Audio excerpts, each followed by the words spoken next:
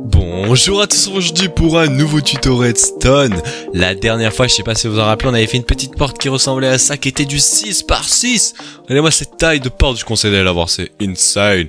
Magnifique, et on est sur Minecraft Bedrock, c'est ça qui est encore plus insane, et elle est super compacte, c'est vraiment cool. Mais aujourd'hui, je vais vous montrer comment faire une réelle porte 3x3, pas juste du 3x3 sans le centre, hein, du vrai 3x3, regardez.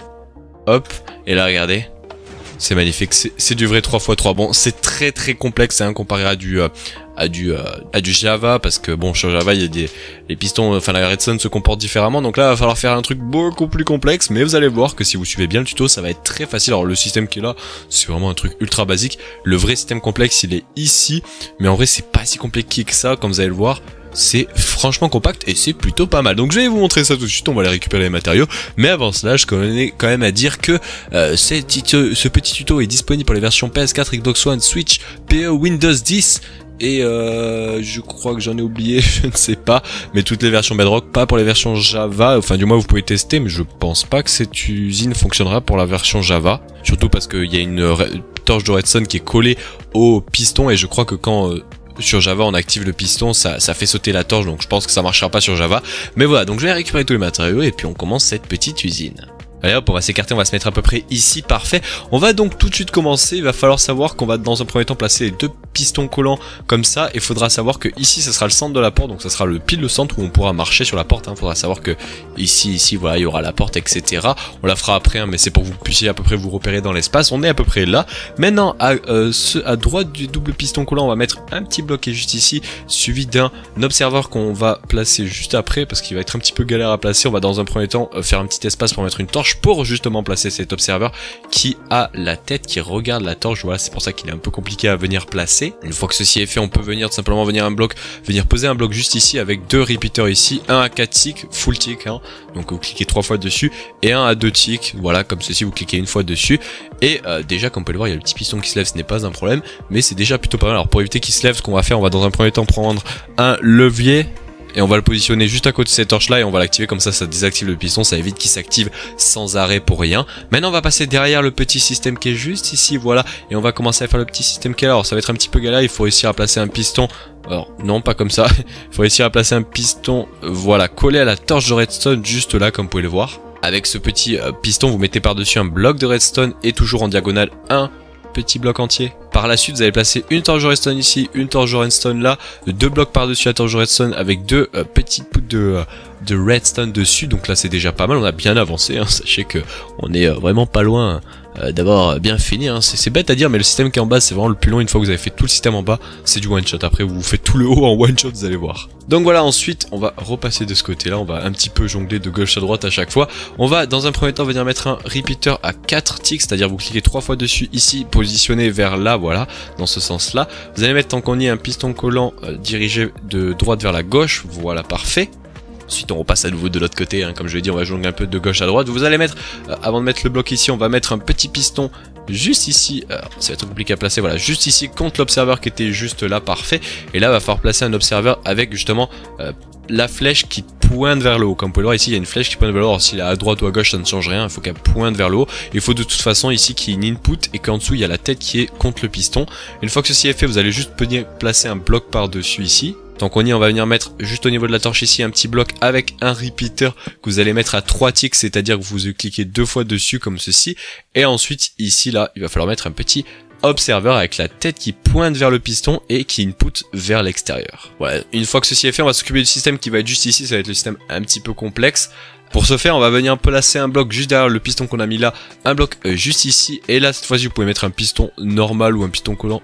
Mais nous pour la vidéo on va mettre un piston normal, voilà, je vous conseille de mettre un piston normal, ça coûte moins cher donc c'est mieux. Vous le mettez juste là, hop, on va reposer ça là, on va récupérer un petit piston collant parce qu'on en aura plus besoin. Vous allez mettre un repeater qui pointe comme ceci, voilà, et vous le mettez full tick, donc cliquez 3 fois dessus pour qu'il soit délai niveau 4, donc tick 4. Vous mettez un bloc juste ici par dessus le petit piston. Ensuite on va passer juste derrière le système, juste ici, on va venir, là ça va être un petit peu galère, positionner un observateur qui à la tête juste ici, voilà, à côté du piston, parce que ici on va venir placer une redstone lamp, voilà, qu'on va placer juste ici, parfait, et on viendra mettre un petit fil de redstone juste là, un repeater sans cliquer dessus, vous laissez juste le repeater, voilà, qui input vers ce petit piston collant. Tant qu'on y est, on va venir placer sur ce petit bloc de fer qu'on avait positionné juste là un petit repeater qu'on va mettre dès les 3, donc niveau vous cliquez deux fois dessus pour avoir 3 ticks, et vous allez mettre un observeur qui pointe vers lui. Donc là c'est un petit peu compliqué à chaque fois, il faut qu'il y ait la tête qui est collée au repeater, et derrière ce petit observeur vous mettez juste un bloc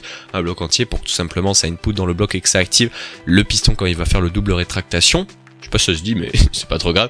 Maintenant, qu'est-ce qu'on va faire? On va tout simplement venir mettre un observeur juste en sortie de ce petit repeater. Il faut qu'il détecte en fait que ce piston va se update. Donc pour cela, il faut que la tête soit juste ici, c'est important. Et au-dessus, il faudra pas oublier bien évidemment de mettre un petit poudre de redstone. Ou alors si jamais vous avez envie un petit peu d'économiser, vous pouvez juste mettre un bloc. Ça ne change absolument rien. Ensuite on va passer juste à la fin ici, après on aura totalement fini, vous allez voir ce petit endroit qui est un peu chiant. On va venir mettre un petit piston collant juste là avec un four par dessus, c'est très important. Dans le four vous mettez n'importe quoi, juste un seul item ça suffit, mais n'importe quoi, voilà, faut pas le faire cuire, vous mettez juste un item pour que juste après voilà vous collez au four un petit bloc et vous mettez par dessus un comparateur pour qu'il détecte justement en sortie quelque chose, qui sera bien évidemment l'item qui sera dans le four, donc voilà c'est assez important. Et une fois que vous avez fait ça, c'est bête à dire mais là le système est vraiment fini. Vous êtes en train de me dire mais il n'y a pas la porte, qu'est-ce que tu es en train de me dire Gold River? En fait vous allez voir qu'on va tout one shot. Là on va mettre donc les 3 blocs qui sera les 3 blocs pour où là on va pouvoir marcher donc de la porte. On va mettre les 3 blocs de chaque côté qui sera les petits 3 blocs de la porte, voilà les 3 blocs au-dessus aussi. On va aussi par la même occasion positionner les pistons collants qu'on mettra juste au-dessus, voilà, qui pointent vers le bas. Les 2 petits pistons collants qui seront à gauche et les 2 petits pistons collants qui seront à droite. Alors je vais en positionner un de base pour réussir à le positionner, voilà, ces 2 là, donc ça devrait donner ça dans un premier temps. Et ensuite vous allez voir c'est très simple, vous allez juste mettre redstone, là ça va être un petit peu chiant parce qu'il va falloir se décaler. C'est pour ça que je vous conseille de un petit peu mettre un bloc de plus, voilà, tout autour de la machine. Vous allez mettre redstone, comme ça vous faites tout le tour ici, et là faut pas oublier d'en mettre une aussi ici. Et là les amis, le système est fini, c'est bête à dire mais regardez, si j'active ça, la porte se ferme. Si j'active ça, regardez, la porte se réouvre et c'est parfait. Donc c'est cool, franchement c'est vraiment pas mal. Mais là on a un levier et on sait tous que les leviers c'est chiant quoi. Nous on veut pas arriver et devoir activer un levier pour ouvrir notre porte. Nous on veut, comme je l'ai fait là-bas ou comme je l'ai fait ici, une petite plaque de pression de chaque côté. Bon là je l'ai mal activé mais voilà, hop là, ou alors hop on arrive, on attend, hop ça s'ouvre. Bon elle est un peu lente la porte mais voilà elle s'ouvre et parfait. Alors c'est vrai qu'elle est un petit peu lente à s'ouvrir malheureusement vu que le système est assez complexe et que c'est pas très rapide, mais ce n'est pas trop grave. Et donc pour faire cela c'est très simple, je vous conseille de vous écarter pas mal loin, comme ça vous évite d'avoir justement ces petits problèmes de timing au niveau des ouvertures. Donc on va s'écarter de 1, 2, 3, 4, 5, on va faire 6 de chaque côté. Ensuite on va venir mettre un petit pressure plate de chaque côté. Alors je vais le mettre au bout comme ça on est pile sur les 6, voilà, et on va faire un petit 7ème pour l'entourer pour que ce soit un petit peu plus joli, c'est parfait. Avant de continuer à faire le petit système qui sera juste en sortie de ça, donc pour ce faire ça va être très simple. On va enlever ça qui va normalement voilà désactiver la porte. Vous allez mettre un repeater qui pointe vers ce bloc. Vous allez mettre en sortie hop une petite torche de redstone voilà qui pointe vers là. Là il va falloir positionner 3 blocs à gauche ici, donc un qui si je me trompe pas comme ceci, un qui pointe vers là et un qui pointe vers ces 2 là. Ces 2 qui sont à droite, il va falloir les mettre à 4 ticks, donc cliquez 3 fois dessus. Ici il faudra mettre de la redstone mais je la mettrai après parce que si je la mets maintenant ça va tourner en boucle et ça va casser un petit peu la machine, donc on la mettra un petit peu après. Vous allez mettre ici un petit bloc avec une torche de redstone juste là, donc voilà ça va tout activer, c'est parfait. Et maintenant c'est à ce moment là qu'on va pouvoir positionner la petite poudre de redstone si j'arrive à en trouver une, parfait, voilà. On va venir mettre les 2 juste ici, et alors là c'est très simple, on va prendre un petit peu de place par contre, donc on va un petit peu tout casser là, la verdure là, et s'il vous plaît, merci. Donc là ça va être le moment un petit peu chiant parce qu'il faut récupérer donc le signal des plaques de pression de chaque côté pour tout simplement venir l'influer dans ce bloc, l'influer plutôt l'input dans ce bloc. Donc voilà c'est très simple, vous faites juste un petit chemin en redstone, regardez, hop. Voilà, là c'est fait de ce côté donc c'est parfait. Maintenant il faut réussir à le faire de l'autre côté, donc c'est un peu plus loin, il va falloir mettre un petit peu des repeaters dans tous les sens, mais c'est assez facile. Voilà, on va s'écarter de 2. Est-ce qu'on est assez écarté? Non, on n'est pas assez écarté. On va s'écarter un peu plus parce que si je me mets collé, il y a des torches de redstone et tout, c'est pour éviter d'avoir certains petits problèmes. Et ensuite, comme je vous l'ai dit, vous avez juste à venir récupérer ça, donc 2, 3, 4, 5, 6, 7, 8, 9, 10, 11, 12, 13, 14... Ah, j'aurais pas assez, c'est pas trop grave. On va mettre un ici, et là, on a juste à faire tout ça, et normalement, hop là, c'est parfait. Et là, regardez, si je fais ça, normalement, si je me suis pas trompé, ça ferme la porte. Si je refais ça, ça devrait ouvrir la porte, c'est parfait. Et pareil de l'autre côté, si je fais ça, normalement, ça ferme la porte. Si je fais ça, ça réouvre la porte. Et sachez que ça fonctionne les deux sens. C'est-à-dire que si je ferme la porte de ce côté-là et que je peux l'ouvrir de ce côté-là, il n'y a pas de problème les amis, regardez. C'est magique. C'est magnifique, voilà. En vrai, c'est assez simple en fait le système, bon, à part ici là c'est un petit peu compliqué parce qu'en fait ce qui est compliqué les amis c'est les pistons à gauche et à droite, c'est vraiment le plus simple, mais le plus chiant c'est d'avoir ce double extender ultra compact et qui en même temps vient bloquer le bloc. En fait si vous voyez pas, le bloc qui est ici là, mais c'est le bloc qui va se retrouver ici. Regardez, pour vous le montrer très facilement, on va prendre un bloc de couleur différent. Allez, on va mettre du bois et vous allez le voir que le bois il va arriver ici dans la partie. Je fais ça, regardez.